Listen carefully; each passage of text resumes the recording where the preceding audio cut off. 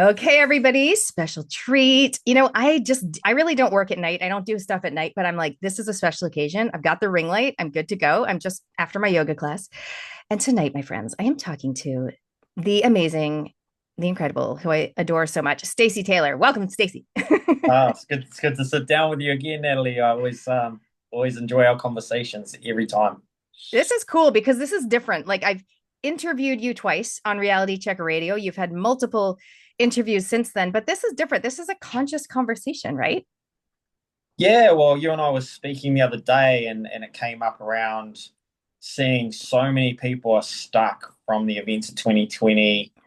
Is the COVID, everything that went down, and there's a lot of anger, there's a lot of resentment, especially in the healing spiritual space. I see it. And as we spoke about it, I thought it was time to have a conversation around how can we actually move on from that. What is that showing us about ourselves, and what did that all what was that all about for us as individuals? Yeah, I'm excited to dive into that because obviously it was a very emotive time.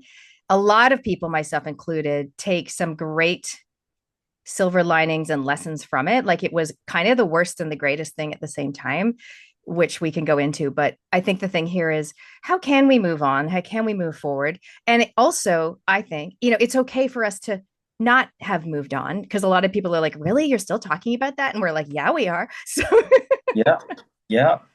Yeah, well, for me, it was the catalyst of the beginning of my journey, right? Like I said to you in those interviews, I didn't know anything about spirituality, healing, trauma, and I didn't actually want anything to do with it because of my upbringing, thinking religion was that same space. But, like you and many others, I got really angry.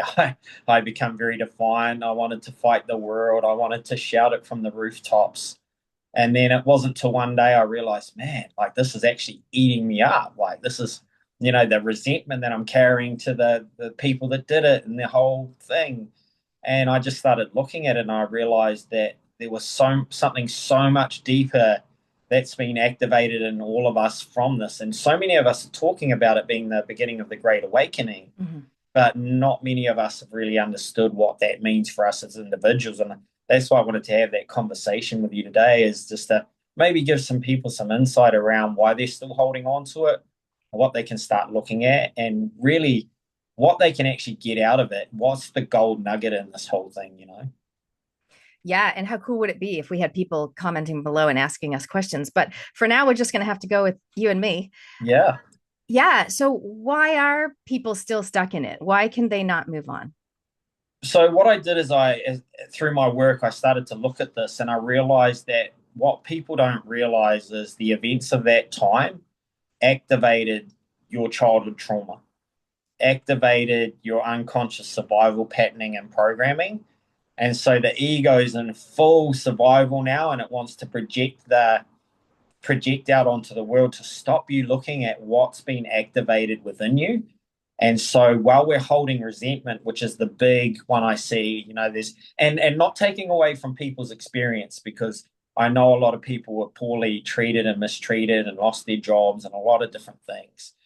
But while we're holding resentment to the government, someone who's no longer in power, whatever it is, we're poisoning ourselves, but our ego will have it under the illusion that we're fighting for freedom or we're fighting for our rights.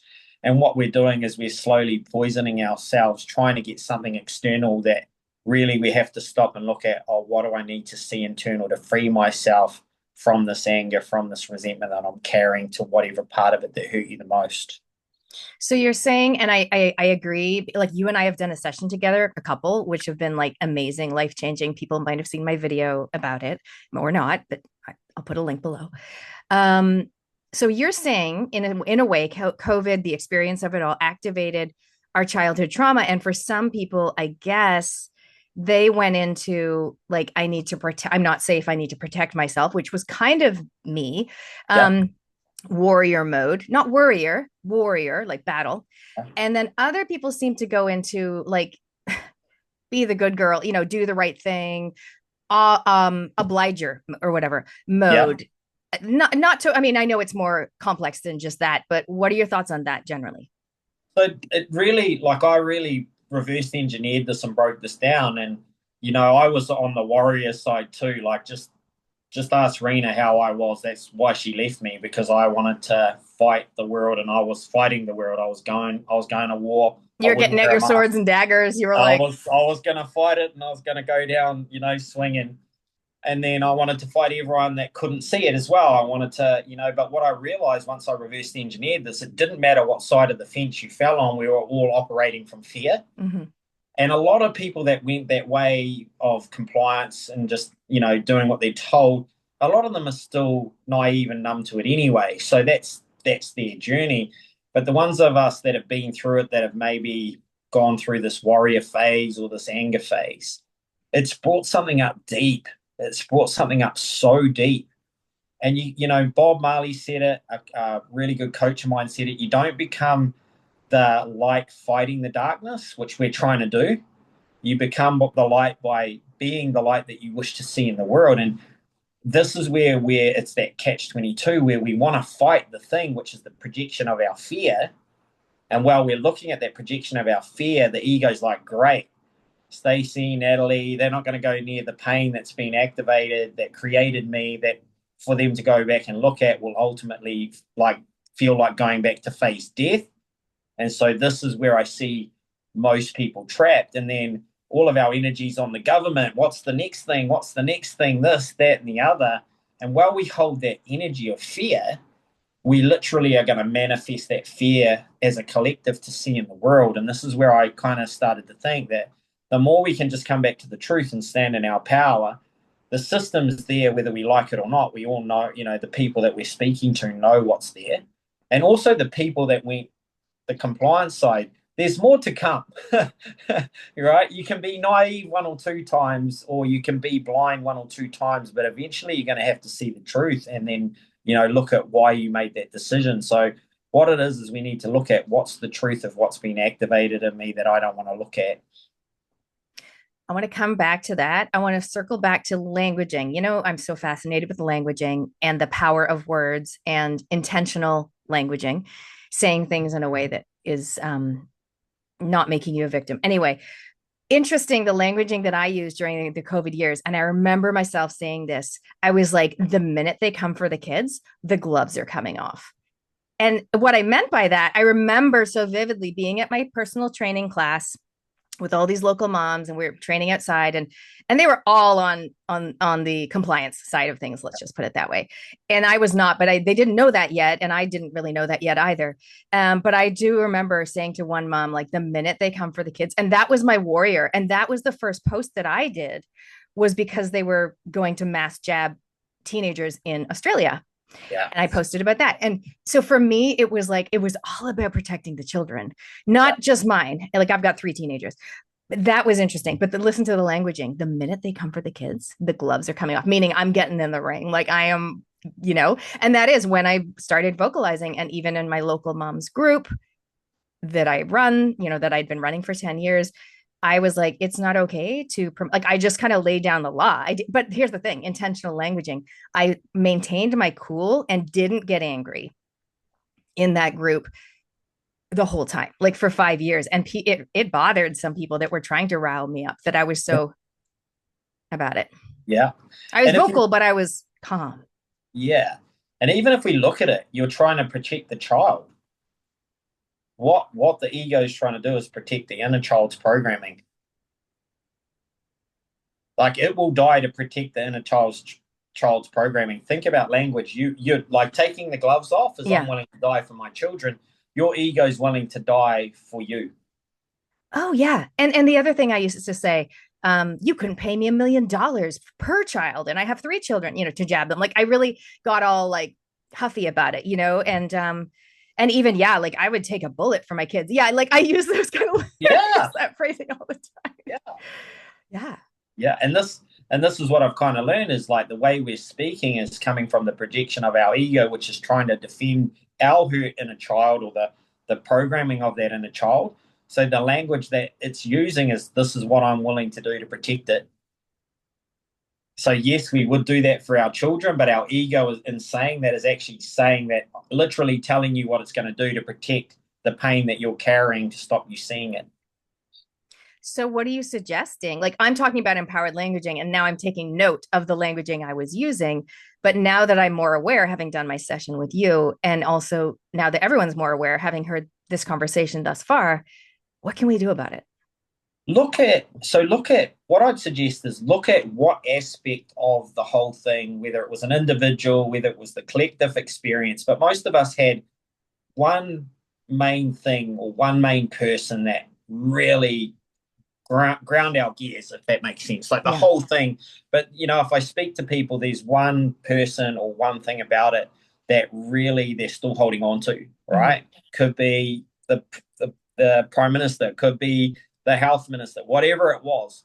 Look at that and ask It yourself, could what be is their it? neighbor. It could be their best friend, right? It doesn't have Yeah, to it be could that. Yeah. be, it could be some, for me, it was a lady at the supermarket that like pretty much nearly physically attacked me because I wouldn't wear a mask, right? So, you know, look at that person or that thing and ask yourself, what is it about them that you don't want to see?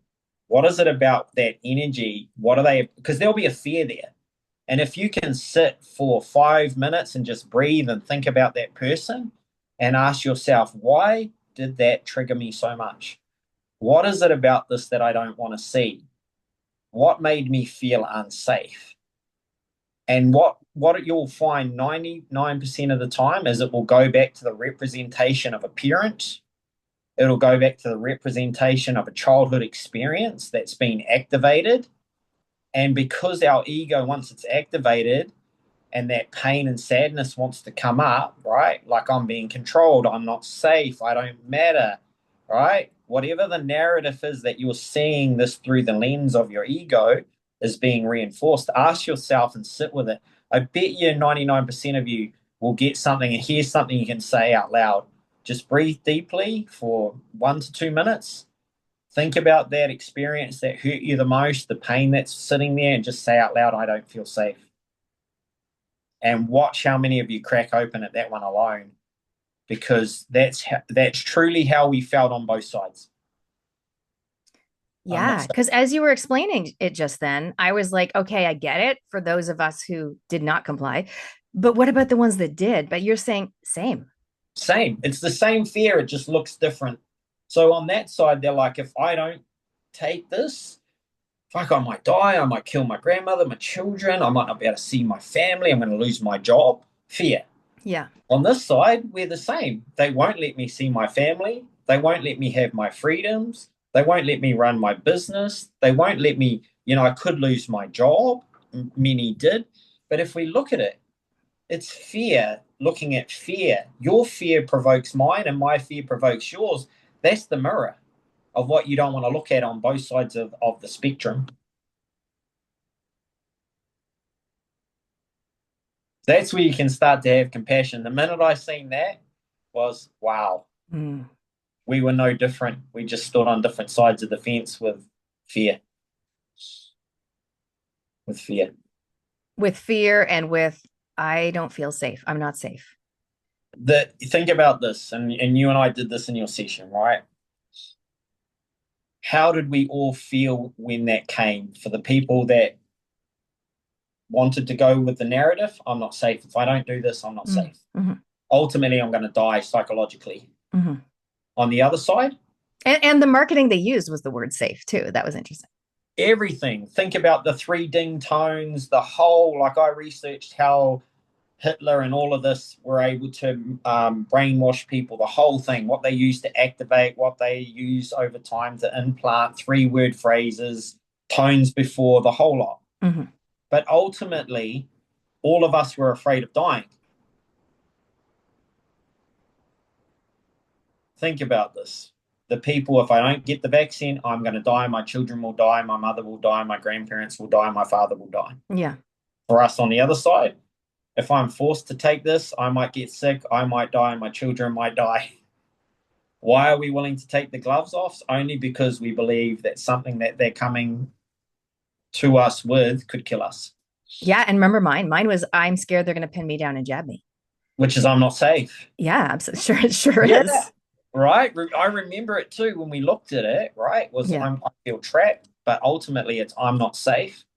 And so now what they've activated in is I'm not safe. So think about it even on this side. we're all, a lot of us have been looking at what's the next thing, what have they got planned, when's it coming, so that's, I'm still not safe because I haven't been able to process where Mhm. I'm not safe originated from, and it always, always, always originates from your childhood. Okay, so for those of you watching, and if allowing yourself to even consider what we're saying, please do comment. We will come back. We will read. We will comment to your comments Mm. because this, I think, can be quite a monumental conversation. And it's a different conversation, a different dialogue than we've been having about the whole COVID experience and everything. And I feel like, wow, we all didn't feel safe. Like I get that. I know that intellectually, but now we're feeling it. Yeah. And when you can see it through this lens, right? Like I said to you, I wanted to do this for a while, but I've got to this point in my life where I want to honor everyone to the best of my abilities. I don't want to attack you for your decision or offend people for the other decision. But I'm also happy to stand in the truth. But when we can look at this from the lens of every single one of us, no matter what we thought, were operating out of fear. That's why we were so triggered against the opposing side, because that's why they call it divide and conquer. When we can see it truly, then we can have compassion, which is now I can have compassion for my own fear. Mm-hmm. Because a lot of us will say, yeah, I was afraid, but I'm going to fight, so I'm not afraid. Mm-hmm. But we deep down, we were afraid. I'm going to lose my privileges. I could lose my business, my friendships, my family, the whole lot. And so, this is why I wanted to have an honest, conscious conversation with you too, because we can actually speak love into this space. And that's actually how we heal this and move beyond it and allow it to become a gift instead of this thing that we're still holding on to. And I say it all the time, doesn't matter what way you look at resentment. Resentment is like drinking your own poison and wishing the other person would die. And you think about one or two of the leaders of our country that we're still holding resentment to, they're not even around anymore and they've gone off and doing their own thing. Is it right or wrong? Well, like I say, karmic debt will always sort things out in the universe. But for us, the ultimate gift of this is freedom. That's if you think about how you felt during COVID, the ultimate gift that can come from this is true freedom. And that's an internal freedom, not an external freedom. Because thinking of external stuff, for a lot of people, myself included, justice is a high value for me. So, Yeah. and then also, you hear about jab injuries, and some of us see them every day in the work we do and things like that. So, how do we look at that now with this fresh perspective? Like I've learned, Natalie, and this will be a little bit controversial, maybe even trigger a few people, but if you do get triggered around this, take a second, breathe into it, look at it. But what I've learned is no one is ever doing anything to us that we're not already doing to ourselves or that we need to use to reinforce the negative narrative that's running our lives. And so if we're looking for justice, we've now become the judge. If we've become the judge, what is it that we are judging within ourselves or don't want to look at within ourselves that we're judging in the external world? Because the mirror is always there for us to see, but it's unconscious. And to look at the thing that you resent the most and see that within yourself hidden, it's so hard to do because it hits you so hard when you see it that, oh, I needed this because I've been running out of a narrative of I'm not safe or I don't matter or I'm bad or whatever it is. And so this is why we have to, yes, I have compassion for the people that have injured. I've helped people with fasting, different things that are vaccine injured. And like I said, I don't want to take away, this isn't about taking away from people's pain.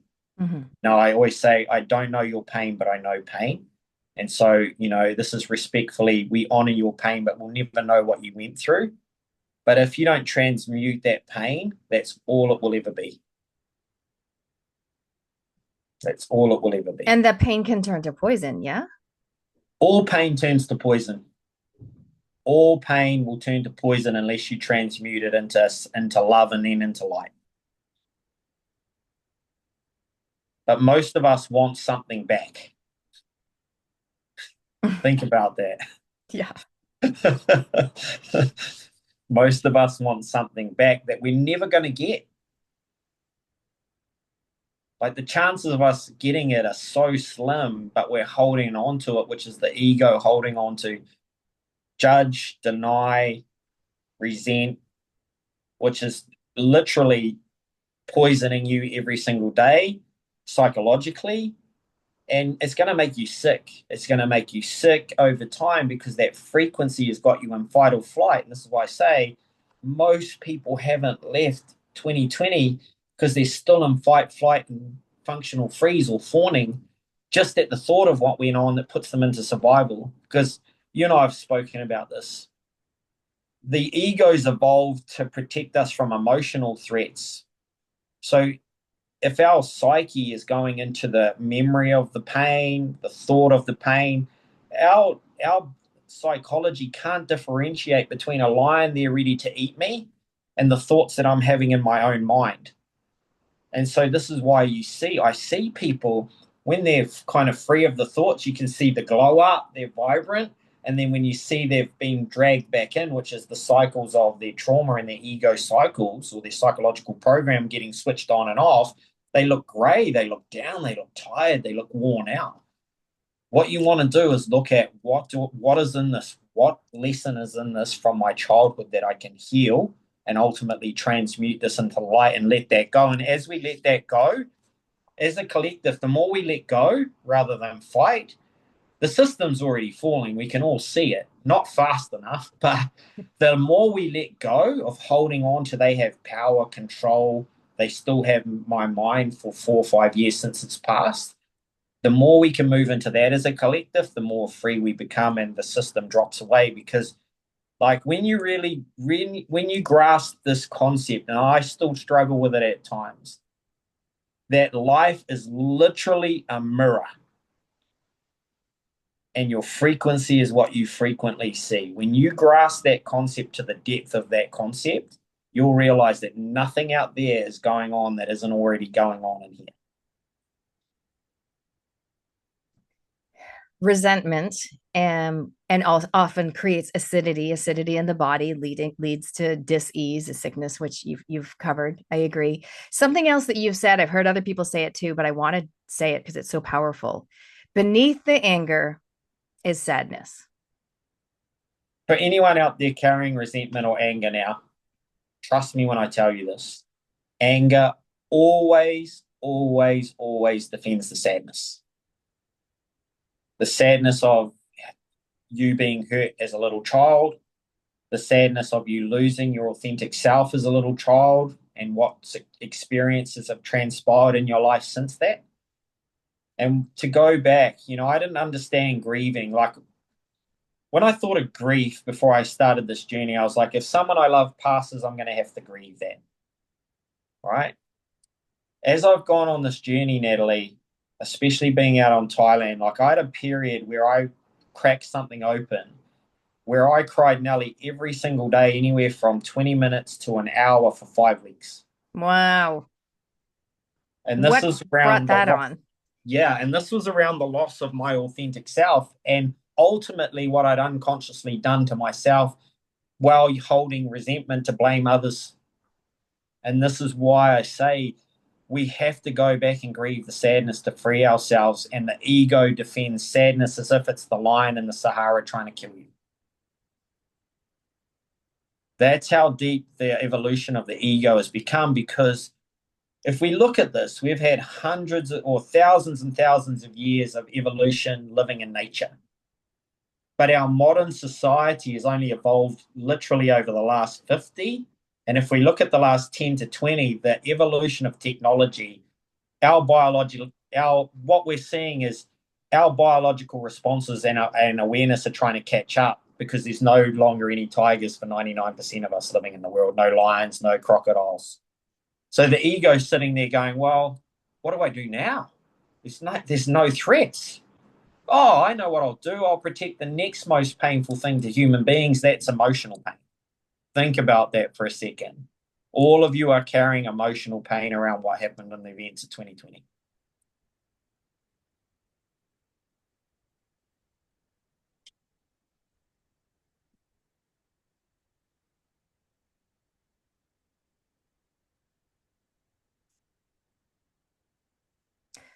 I'm going to jump in because I feel like, again, this is such a massive opportunity for humanity to release, the resentment within and to free, the whole inner child thing, if people know how to do it. But I just feel like there's so many people walking around with trauma from the 2020 thing and just trying to get on with it or get over it, or maybe some are talk therapy. But it's like, wow, imagine if everyone was willing to look at this and realize that we all felt not safe, but not just not safe in 2020, but not safe as a child. And imagine the shift in humanity if people were able to do that.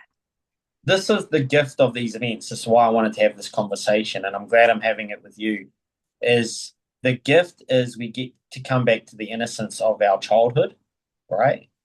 We get to free ourselves from the psychological prisons that we're in that we developed as children to survive.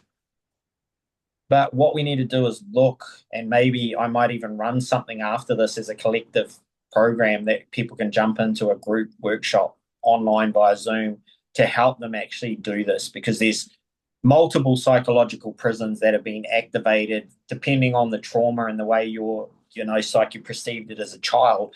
But ultimately, we're all trapped in the same place, which is resentment. And resentment is a very insidious emotion because usually the thoughts stew in our own mind, but they never go anywhere. Mm-hmm. Or we speak about it, but there's nothing that can be done about it. But there's a perception that if I get justice or I get this outcome, but that's put your happiness into the future. Your awareness has now left your body. The minute your awareness has left your body goes into fight, flight, or freeze. So now you're in survival, which is the same way you felt as a child. Even this is a great exercise. Close your eyes for a minute, breathe deeply.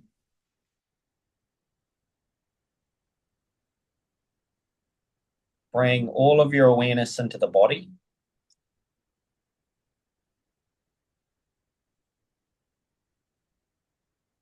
Bring all of your awareness into the gut, just behind or just below the belly button. It's the place you would have felt excitement at falling in love with your husband, your wife, a partner, the birth of your children, something amazing. It's also the place you would have felt fear.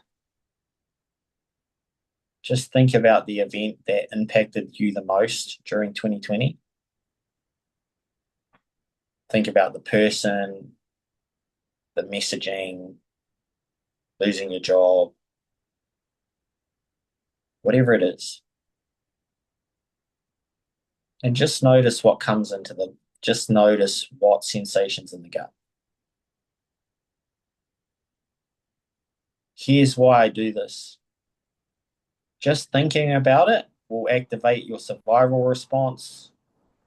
The body's going to pump adrenaline and cortisol right in below the belly button.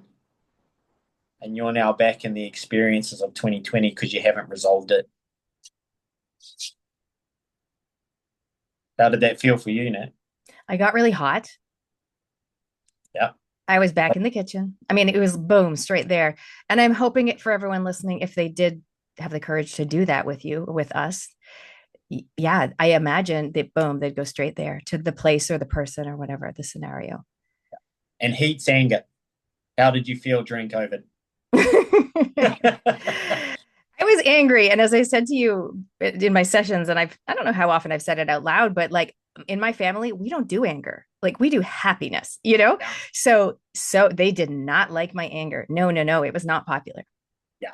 So heat, the minute you feel heat at the thought of it, that's the anger that's still carrying or covering up. So the energy of anger is still there. Even you just doing that's allowing you to release some of it. But that anger is defending the sadness at what you feel like you lost. Mm. And think about what was it about your childhood that you felt like you lost within yourself? What innocence did you lose as a child? Were you abandoned? Were you rejected? Were you betrayed, humiliated? Did you experience deprivation? Did you feel safe? Because the other thing I want you to do while you're breathing in that experience is how you are feeling right there is probably how you unconsciously felt as a child. Mm. It's interesting, you and I in our session, we did a couple of memories, right? one of them I didn't share with you that I'm happy to share here is and it possibly was that same feeling is it was Easter in Canada in Toronto where I grew up. We were in the backyard playing with inflatable bunnies. It was Easter. We'd had an Easter egg hunt and my parents were going to get someone from the airport. And I was so engaged and so present and doing what I was doing with the Easter egg hunt and playing in the backyard that I remember like looking up and looking around and everyone was gone. They literally went to the airport and forgot me. How did that feel? How does that feel even to say that out loud? Well, like I can feel my heart pounding even. How did you feel all alone? Yeah, I felt forgotten. I felt scared. I felt like confused that they left me. They forgot me. Yeah. How did you feel during COVID, Nat? Well, underneath the anger, angry, but let's think. I mean, let's not think. um, Ultimately, the same way you did as a little girl standing in that backyard with no one around to support, even though, like, yeah, like baffled, confused, angry, kind of lost, and also not knowing who to trust. You know, there was a lot of like feeling like, you know, you go to the grocery store and you're the one with no mask and you feel good about what you're doing, but you also feel like a total outsider. Yeah. and we got to that outsider one in the other session Mm-hmm. with what happened in Canada as well. So see, it all goes back to our childhood and it just triggered and activated it. But because we can't see, the childhood's unconscious, right? But everyone has that memory, those 1 to 5 memories that they've never forgotten. The reason you've never forgotten them is because the reason is you went into the freeze state. So if we look at this through Natalie's experience, as a little child, presence is my gift. I'm playful, I'm having fun, I'm present, there's nothing wrong. Till I look around in the shock of being alone and isolated, everyone is gone. To a little child, I'm abandoned in the wild, I'm going to die. I'm standing in the backyard playing with inflatables 1 minute. The next minute, my psyche perceives I'm going to die. Boom. That's what got activated. So there's a psychological defense program. I'm not safe. I'm all alone. I don't matter. Right? To stop you ever being that free again. So when these events came, it made you feel that same way. Like I'm outside, I'm alone, I'm isolated. Even though we had a crew. Yeah, no, I was literally, and we were outside the restaurant, outside the cafe. Yeah. So it's the same feeling as that traumatic experience, but because you haven't been able to release the energy of that, it's just come back. It's collapsed into space and time because that's how the ego recreates it because the threats aren't physical anymore. That's incredible. Like there'll be some layers to peel off that to really break that open for you too. It's interesting because when I think about anger in the work that I've done, um, it is, you know, like for example, with essential oils, and I talk to people and they're like, how do you feel anger? And often I've said, anger is when we don't feel listened to and when we don't feel heard. But here's the thing, so often we're not actually saying how we feel and we're not saying what we want. So anger often is it's like a pot with the lid on and it's boiling, but like they're not saying anything. They're not saying what they want. They're not saying what they won't stand for. There's no boundaries, or so it's often a boundary issue. What are your thoughts on that, as well as the sadness is beneath the anger, but anger being like a kind of when we're not being listened to and we're not being heard. My point to people is quite often you're not speaking your truth. You're not saying what you want. So the way I view anger is two ways. Stop what you're doing to me or change your mind. Right? If we look at anger, stop what you're doing or change your mind. What were we all angry about? Stop what you're doing to me or change your mind. Mm-hmm, mm-hmm. Because we're at one party, we're like, stop what you're doing to me. To the other party, change your mind and see my point of view. Both the same on the same, both on the same side. You need to see what I'm, why won't you do what the government's told you? Why won't you get the vaccine? Why won't you? Why will you? So it's stop, get away from me, or change your mind. Resentment is the one that's very insidious. That's the one that boils under the surface like a slow cooker, which is where I won't speak my truth, or I will, but I won't to the place that I need They to. might mutter it under their breath, but they won't Yeah. really say it. Yeah. And the other thing with resentment is usually See, anger, the person will usually listen. It's going to shock them into some response, right? If I have an angry outburst, you're going to get some kind of either defensive response or someone's going to run away, right? Or they're going to freeze. Resentment is I usually can't get to the person or the thing that I'm resenting. You can't get to them, you can't get through to them. You can't get to them, you can't access them, you can't get them to change what Hmm. it is that you want them to change for you to let go of the resentment. Yeah. Think about this, like say it's the prime minister, right? And I'm holding resentment and she's gone. But I want justice, I want accountability, I want whatever. So what I've done is I've put my happiness or my relief in the future, and that's eating me up every single day at varying levels. Hmm. But ultimately, I'm stewing on it. I might even be talking to my friends about it, but nothing's changing because that person, we don't even know where they are, but we're waiting for something for our happiness, for our freedom. You're And when and that's, thenning about it. Yeah. yeah, when and then. And so when you're when and then, you're no longer present, you're no longer free like you in the backyard. It's the same principle. When you were playing with the inflatables and you had no worries in the world, there was no problem. The minute you looked up and realized, oh shit, I'm all alone. Now you've got a big problem, right? As a child, this is what's been activated in all of us. And the gift is we Yeah. get And to I look definitely at it. wasn't angry. I was sad and I would have been Yeah, crying for sure. yeah, yeah. Yeah. As a child, definitely. But remember, I said anger covers up sadness. Hmm. As adults, anger is defending the sadness because we have a lot more awareness. If you're a teenager and your parents take off and leave you, you're usually angry, right? Or you're They're like, angry. sweet. They're usually angry and then sad, or they don't care. But when you're a child, what was the main emotion you felt? Sad. Yeah. What did I say? The ego protects sadness. What's the adult going to do? Anger protects sadness. Because I have to go back and feel how scary that moment was for me, what I lost in that moment. Like, we'd all get it if Nat said she was mauled by a mountain lion up in Canada. We'd all get it. We'd go, A fuck. grizzly bear. Let's go A grizzly bear. grizzly bear. Let's Okay. say a grizzly bear. Nat was mauled by a grizzly bear in Canada because her parents left her and she survived. We'd get it, right? But because she said she basically realized she was alone in the backyard of someone's house with inflatable toys. Even as adults looking back at our own trauma, we're looking back through the lens of an adult. Mm. And that's the other trap is when you look at it through the lens of an adult, you can never actually realize that I fucking died there. In my psyche, Nat died that day. In her psyche, that little girl died because she was isolated, she was alone, conflict shock, shut down, free state. Boom, free state. Okay, what's the threat, Nat? Bang. And so, what activated was that same feeling of isolation. I'm outside of my group now. I've lost my tribe. I'm going to die. I'm not safe. Yeah. Out of the village because the village left me. Yeah. Exactly, right? The village left you back then, and the village left you in 2020 or just after, whenever you were exiled from the Oh, village. legit. I just had my birthday. Most people saw my photos, my big birthday party.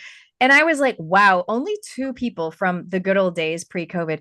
I only had two friends left that came to my party. Everyone else, and many of whom were my friends already, they're all entrepreneurial, freedom, truth, RCR guest type people. They're like, the whole village left me, and most of the village left me in COVID. Yeah. And here's the other thing.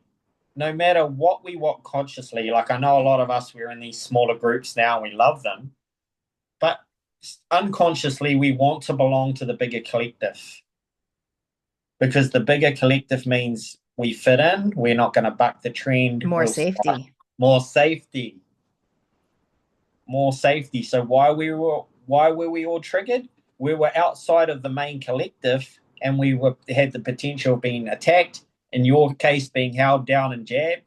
Just insert whatever your experience was. You are now an outcast.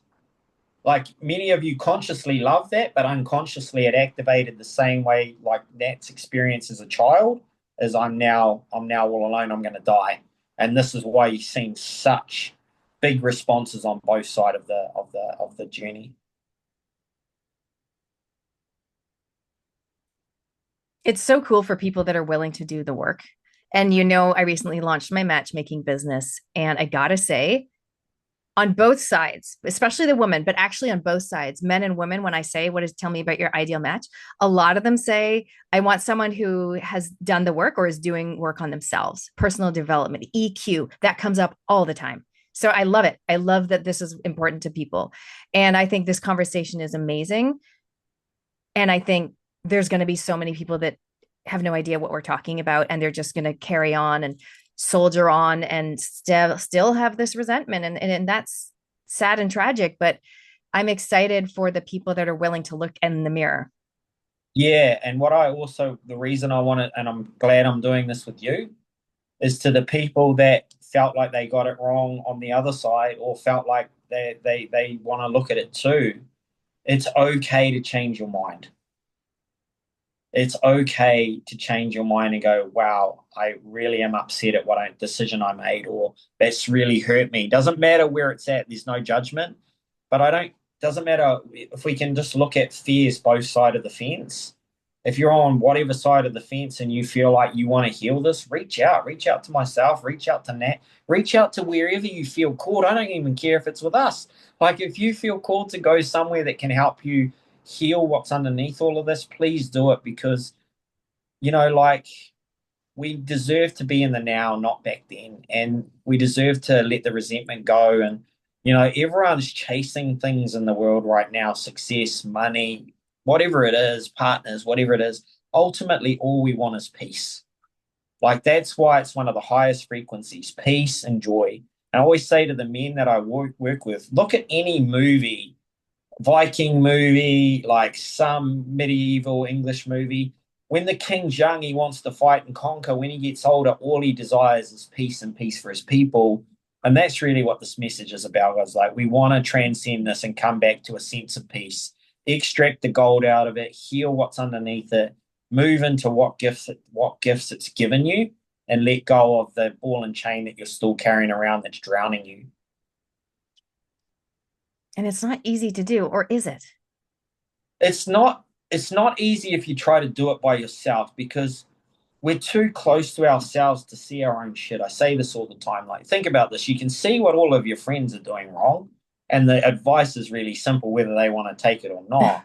Yeah. But the ego's always gonna, like, people say to me, I want to kill my ego. And that's literally the ego telling you that you need to kill the ego, which means you're never going to be able to kill the ego because you can't. You just need to get into a space where someone can mirror back the truth, where you feel safe, where you feel seen, where you feel witnessed, to allow yourself to feel the hurt that's being defended by that anger, that you can let it go and grieve the pain of what you went through, because that's ultimately what people need to do as well, is yes, go back and heal that childhood experience, but grieve the pain that you're still carrying around what you lost during that period, whether it was your job, your freedom, you weren't able to go to a funeral, whatever it was. We're all hurt. We're all hurt by it, and we're angry and resentful, and that's because we don't want to feel the hurt that we're still carrying there. Yes. And I think it's quite common in human nature for people to say or say to themselves, oh, like I should be over this by now. Why does this still bother me? Or other people saying, gosh, haven't you moved on? Like, let it go. It's Yeah. very easy to have those words flying around.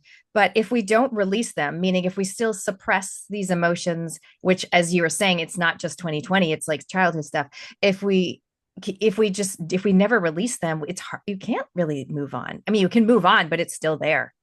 You'll move on physically through time, but you're psychologically trapped, right? This is what childhood trauma is like. I'm not a big fan of the little boy, little girl, because all it is a program's activated in you that has you stuck in psychological time.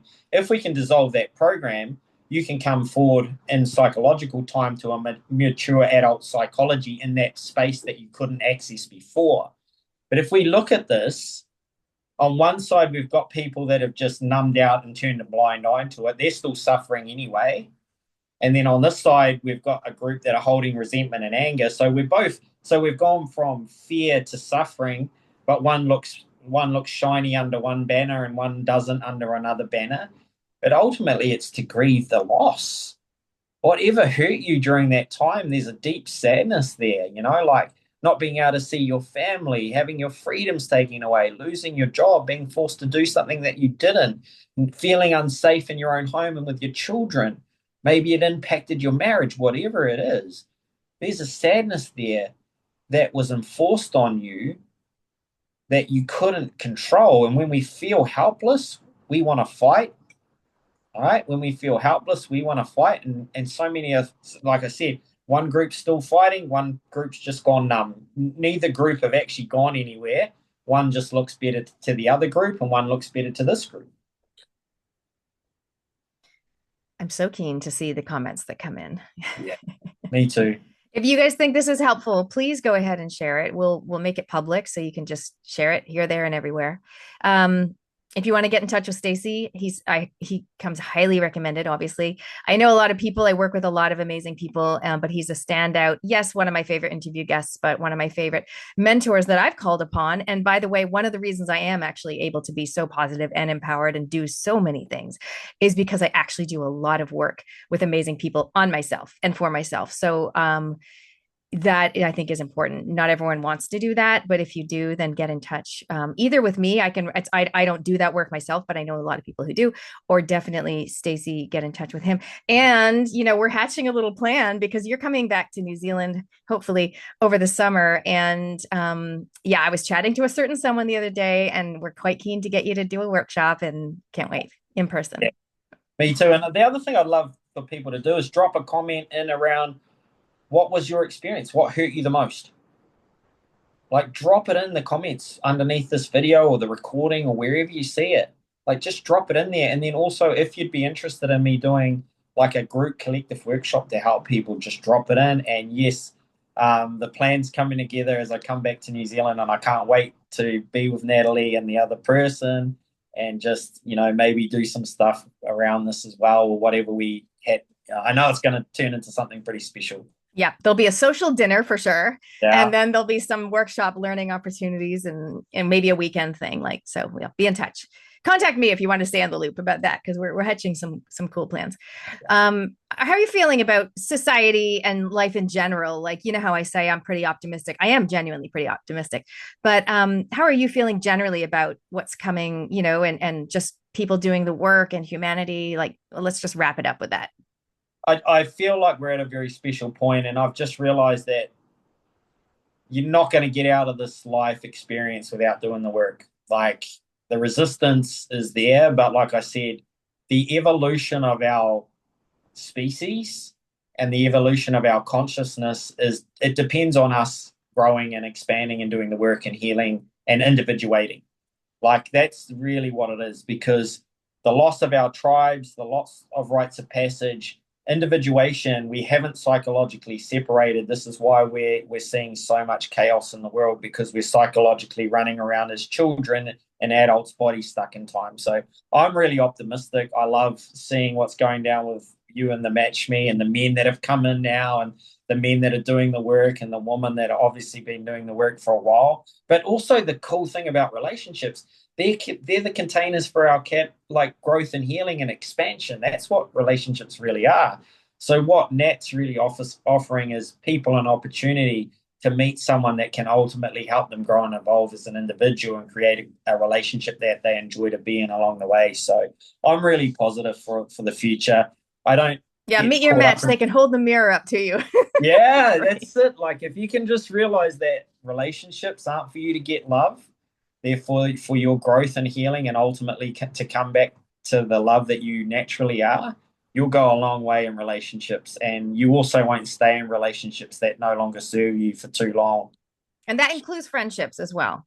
Yeah. Everything, Mm-hmm. friendships, everything's a relationship, everything's a mirror to you. I said it in the video I posted today. Like, if somebody does something to you one time, it's on them. If you allow them to do it to you multiple times over multiple years, you've now chosen that behavior, and to look at that and realize you wanted that at some level, that's pretty tough. So, I'm positive. Like, the work you're doing, the things that are created in the world, what I'm seeing, like with the men, the woman, I think we're heading in the right direction. I think we are too. It's exciting. All right. I hope everyone that you've enjoyed this conscious conversation. I've got a few other people in mind that I might chat to. So let me know if you're up for that. You can even suggest topics below. Natalie Cutler Welsh, upyourbrave.com. How do they find you, Stacy? At Stacy Taylor on Facebook's probably the best one at the moment.